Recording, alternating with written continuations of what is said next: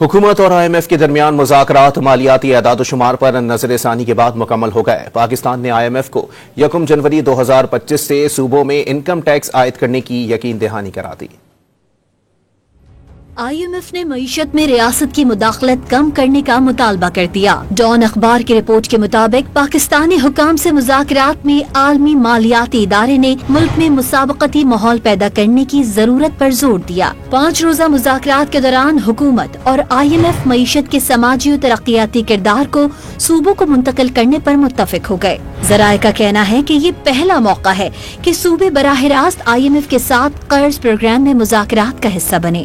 IMF سے بات چیت میں چھوٹے صوبوں نے IMF کی جانب سے گندم میں دی جانے والی سبسڈی ختم کرنے کی تجویز کی مخالفت کی۔ ان کا کہنا تھا کہ اس سے خیبر پختونخوا اور بلوچستان جیسی پسماندہ مارکیٹوں میں فوڈ سیکیورٹی کا مسئلہ پیدا ہو سکتا ہے۔ تاہم صوبوں نے 1 جنوری 2025 سے انکم ٹیکس عائد کرنے کی یقین دہانی کرائی۔ مشن چیف نتن پورٹر کی سربراہی میں IMF کی ٹیم نے پاکستان کے قرض پروگرام کا حجم بڑھانے کی درخواست پر بھی غور کیا۔ موسمیاتی تبدیلی سے متعلق فائنانسنگ کا معاملہ بھی زیر غور آیا، جس کے تحت پاکستان نے $1.2 ارب کے اضافی قرض کے لیے درخواست دی ہے۔